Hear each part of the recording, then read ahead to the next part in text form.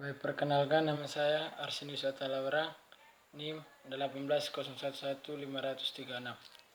Pada video kali ini, saya akan menjelaskan tentang peranan sekolah dalam mengembangkan tugas-tugas perkembangan siswa. Sekolah merupakan lembaga pendidikan formal yang secara sistematis melaksanakan program bimbingan, pengajaran, dan latihan dalam rangka membantu siswa agar mampu mengembangkan potensinya, baik itu yang menyangkut aspek moral, spiritual, intelektual, emosional, maupun sosial dari siswa. Mengenai peranan sekolah dalam mengembangkan kepribadian siswa, menurut Hurlock mengemukakan bahwa sekolah merupakan faktor penentu bagi perkembangan kepribadian anak, baik dalam cara berpikir, bersikap, maupun cara berperilaku. Sekolah berperan sebagai substitusi keluarga dan guru, substitusi orang tua. Ada beberapa alasan mengapa sekolah memainkan peranan yang berarti bagi perkembangan anak. Alasan yang pertama yaitu siswa harus hadir di sekolah.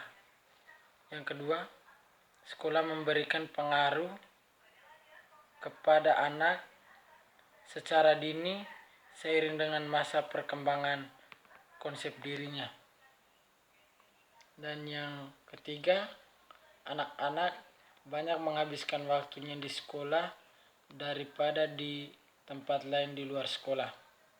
Dan yang keempat, sekolah memberikan kesempatan kepada siswa untuk meraih sukses.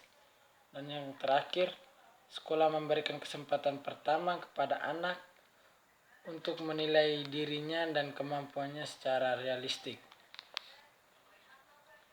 Yang kedua, menurut Hafighur, sekolah mempunyai peranan atau tanggung jawab penting dalam membantu para siswa mencapai tugas perkembangannya. Tugas-tugas perkembangan remaja itu menyangkut aspek-aspek kematangan dalam berinteraksi sosial, kematangan personal, kematangan dalam mencapai filsafat hidup, dan kematangan dalam beriman dan bertakwa kepada Tuhan Yang Maha Esa. Kita lihat yang pertama, pencapaian tugas perkembangan melalui kelompok teman sebaya. Teman sebaya merupakan peranan penting bagi remaja.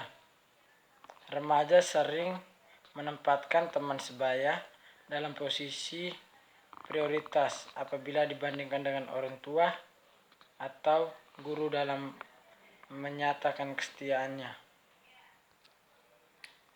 Berikut ada beberapa tugas remaja dalam kelompok teman sebaya. Tugas-tugasnya itu, yang pertama, mencapai hubungan baru yang matang dengan teman sebaya, baik pria maupun wanita. Dan tugas yang kedua, mencapai peran sosial sebagai pria dan wanita. Berikut ini adalah upaya sekolah dalam rangka membantu siswa mencapai kedua tugas perkembangan tersebut. Yang pertama, memberikan pengajaran atau bimbingan tentang keterampilan sosial. Yang kedua, memberikan kesempatan kepada para siswa untuk aktif dalam kegiatan-kegiatan kelompok. Kegiatan-kegiatan kelompok ini yaitu antara lain ekstrakurikuler atau kegiatan-kegiatan OSIS. Dan yang ketiga, mengajar atau membimbing siswa tentang hidup demokratis atau berteman secara sehat. Yang keempat, bersama siswa mendiskusikan masalah peranan sosial pria atau wanita dalam masyarakat. Dan yang kelima, mendorong siswa untuk mau membaca literatur yang memuat peranan pria atau wanita. Dan yang keenam, menugaskan siswa untuk mengamati kehidupan sosial. Kehidupan sosial ini menyangkut keterlibatan pria atau wanita dalam bidang pendidikan, pekerjaan, kehidupan berkeluarga, atau keterampilan di dalam masyarakat. sebagai bahan pembahasan dalam diskusi dengan guru. Dan yang kedua yaitu mencapai perkembangan kemandirian pribadi. Remaja merupakan periode perkembangan ke arah otonomi atau kemandirian. Untuk mencapai aspek perkembangan ini, remaja dapat menyelesaikan tugas-tugas perkembangan. Yang pertama, menerima keadaan fisiknya dan memanfaatkannya secara efektif. Dan yang kedua, mencapai kemandirian emosional dan orang tua atau orang dewasa lainnya. Yang ketiga, mencapai jaminan kemandirian ekonomi. Yang keempat, memilih dan mempersiapkan suatu pekerjaan. Yang kelima, mempersiapkan pernikahan dan hidup berkeluarga.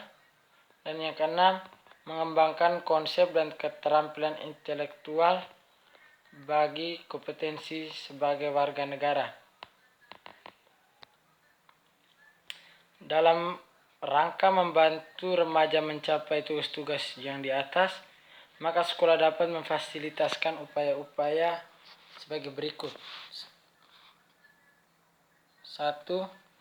Membantu siswa mengembangkan sikap apresiatifnya terhadap postur tubuhnya atau kondisi dirinya. Yang kedua, menyediakan fasilitas bagi kegiatan siswa dalam bidang olahraga, kesenian, atau keterampilan-keterampilan lainnya. Yang ketiga, menciptakan suasana sekolah yang kondusif bagi perkembangan emosional siswa secara matang. Contohnya memelihara hubungan antar personil, terutama antara guru dan siswa, yang bersifat hangat, penuh pengertian dan penerimaan. Yang keempat, memberikan informasi kepada siswa tentang cara menghadapi frustasi atau stres yang sehat. Yang kelima, memberikan kesempatan kepada siswa pada saat proses belajar mengajar langsung untuk mengajukan pertanyaan atau pendapatnya. Yang keenam, memberikan bimbingan kepada para siswa tentang cara-cara memecahkan masalah atau mengambil keputusan. Yang ketujuh, membantu siswa mengembangkan rasa percaya dirinya. 8. Mengembangkan sikap apresiatif siswa terhadap sekolah, bahwa sekolah di samping tempat menuntut ilmu juga sebagai investasinya masa depannya. 8. Mengembangkan sikap dan kemampuan siswa untuk berwirausaha. 9. Melalui proses belajar mengajar atau bimbingan khusus, guru mengembangkan sikap semangat atau kebiasaan positif terhadap siswa untuk belajar. 10. Mengembangkan sikap positif siswa terhadap dunia kerja. 11. Memberikan informasi tentang dunia kerja, lingkungan fisik, suasana sosio-psikologis, tempat jaminan kesejahteraan dan proyek kerja. Yang berikut tugas perkembangan yang berkaitan dengan hakikat manusia sebagai makhluk Tuhan. Ini mampu mempunyai tugas suci untuk beribadah kepada Tuhan. Ibadah ini misinya adalah memperoleh kesejahteraan, kebahagiaan atau kenyamanan hidup baik di dunia maupun di akhirat. Perkembangan keimanan dan ketakwaan ini merupakan tugas-tugas perkembangan yang penanganannya dimulai sejak usia dini. Nilai-nilai keimanan dan ketakwaan harus sudah diimplementasikan dalam kehidupan sehari-hari. Heterogenitas perkembangan ini dipengaruhi oleh faktor pengalaman masing-masing, terutama di lingkungan keluarganya. Dalam rangka membantu remaja dalam mengokohkan dan memantapkan keimanan dan ketakwaannya, maka sekolah melakukan upaya-upaya sebagai berikut. 1. Pimpinan dalam arti kepala sekolah dan para wakilnya, guru-guru dan personel sekolah lainnya harus sama-sama mempunyai kepedulian terhadap program pendidikan agama atau penamaan nilai-nilai agama di sekolah, baik melalui proses belajar mengajar di kelas, membimbing, memberikan contoh dorongan yang baik dalam bertutur kata, berperilaku, berpakaian, maupun melaksanakan ibadah. Dan yang ketiga, membiasakan dalam mengamalkan nilai-nilai agama. Upaya sekolah yang kedua yaitu guru agama seyogianya memiliki kepribadian yang mantap, pemahaman dan keterampilan profesional, serta kemampuan dalam mengemas materi pembelajaran sehingga mata pelajaran agama dapat menjadi menarik dan bermakna bagi anak. Upaya yang ketiga, guru-guru mampu menyisipkan nilai-nilai agama ke dalam mata pelajaran yang diajarkan, sehingga siswa memiliki apresiasi yang positif terhadap nilai-nilai agama.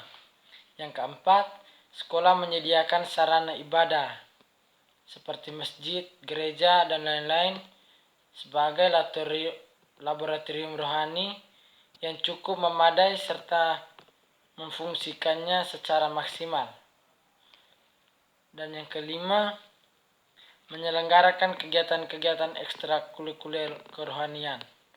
Dan yang keenam, bekerja sama dengan orang tua siswa dalam membimbing iman dan ketakwaan siswa. Jadi baik, begitu saja penjelasan dari saya. Akhir kata saya mengucapkan terima kasih.